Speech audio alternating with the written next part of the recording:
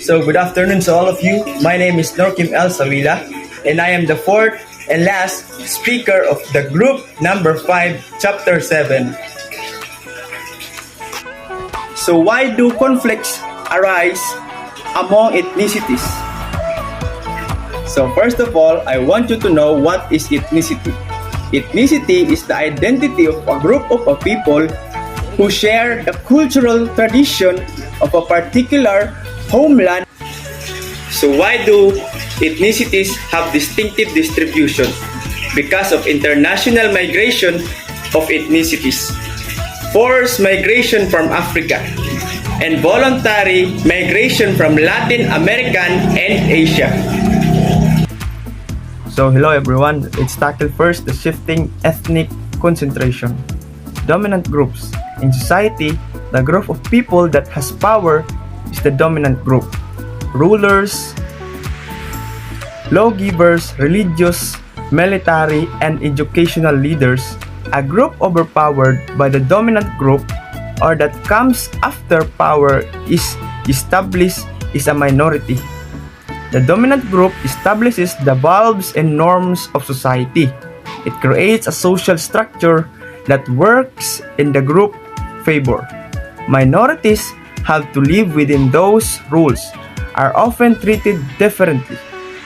So, dominant groups, these are the people who establish first their norms and cultural traditions, or the landowner dito sa lugar na pangkasalukuyang nagaganap ang tradisyonang kultura. Kumbaga dito talaga nanggaling ang kanilang ancestors, or sa lugar na ito na tradisyonang kultura talaga ang mas nasusunod kumpara sa mga minority groups. So what are the minority groups? So this is the minority groups. Common misconception: minority groups are numerically smaller than majority. Any recognizable group in a society that suffers common discrimination by the dominant group. Depending on the society, different factors can determine minority status. So these are the people that migrated from one place to another, and they blend into society and ethnic group na kasalungat sa nalakihan nilang tradisyonang kultura. At hindi nila namamalayan na isang tabi na pala nila ang kulturang nadatngan nila. Ang kulturang nalakihan nila. At unti-unti na nilang niyayakap ang kulturang nadatngan nila sa lugar na nilipatan nila. At ito rin ang mga taong nakakaranas ng diskriminasyon dahil kakaiba sila sa mga taong nadatngan nila at dayuhan lamang sila. Hindi talaga galing doon ang kanilang mga ancestors or kanunuan. So this is the third slide. So enclaves, ghettos, and ethnoverbs. Enclaves and when an ethnic community persists because the ethnic group wants it to persist. So it is a region that is either inside or outside of a bigger territory and has people who are different culture or ethnicity. It has a distinct territorial, cultural, or social unit enclosed within and as if within foreign territory.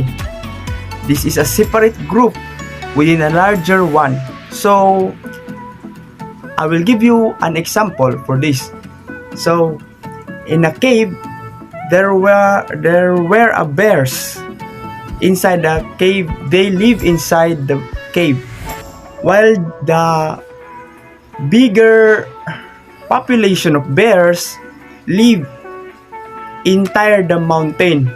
So few bears live inside in the cave. They choose inside on that place. while the bigger population choose to live in a mountain. So ghetto, when an ethnic community persists because outsiders discriminate against the ethnic group.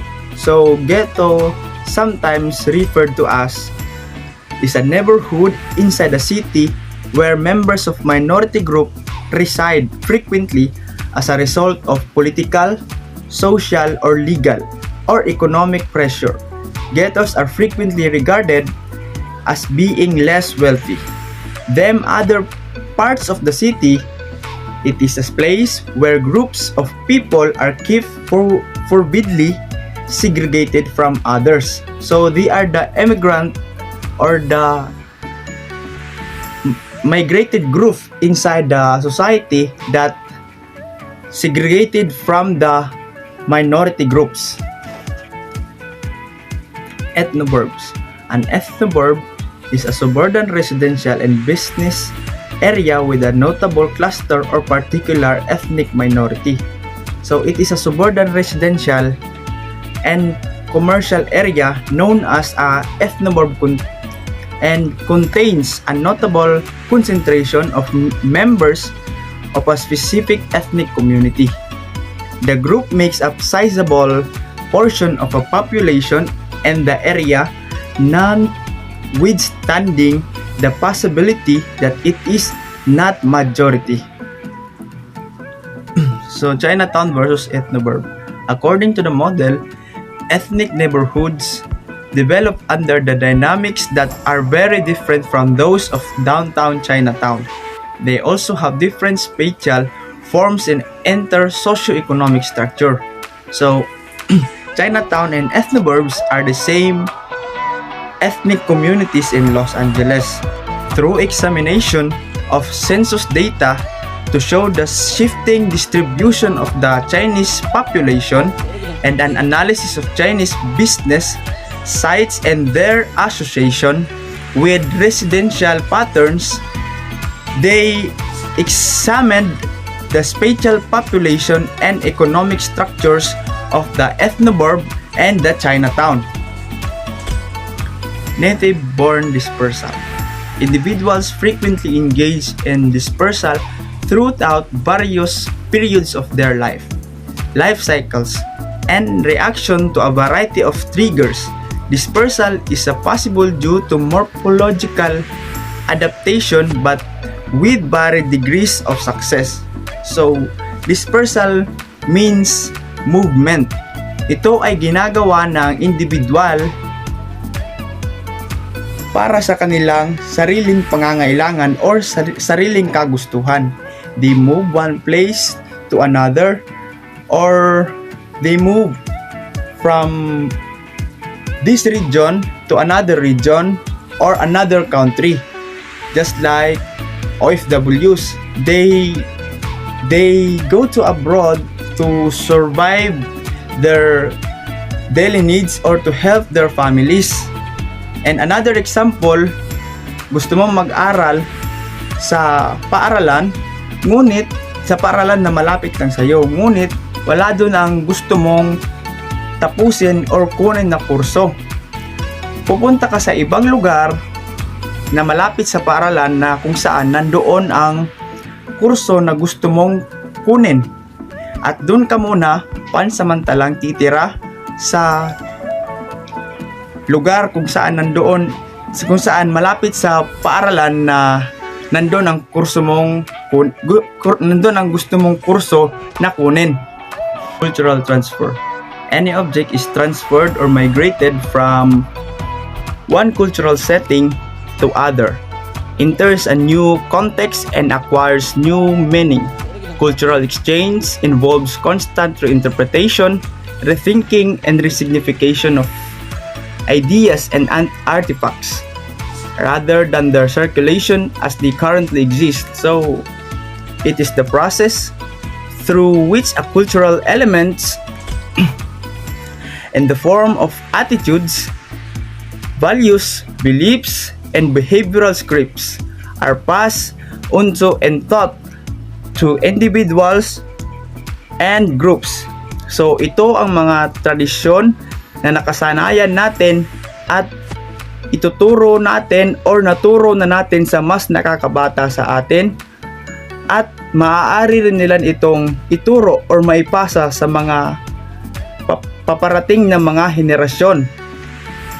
Ethnic regionalism. It has sought legitimize itself by putting forward its rationale as if asking for a better deal from the center, but it has also encouraged more people belonging to various ethnic communities to fight for new states in the basis of their language or ethnicity. So regionalism is the empowerment of political power of region and influence its social system based on its regional norms, local practices, and ethnic backgrounds. So example for this is the Kadayawan. When we say Kadayawan, Davao agad talaga yung maiisip mo, and dito lang talaga sa Davao nangyayari ang Kadayawan. And another example is the Sinulog. When we say Sinulog, Cebu agad yung naiisip natin dahil sa Cebu lang talaga nangyayari yon, at yung mga ethnic tribes lang talaga ng taga Cebu ang gumagawa ng particular na event na iyon. So that was all my topic, and this is my reference, and I'm your final speaker of Group 5, Chapter 7. My name is Norkim El Sawila. Goodbye and God bless.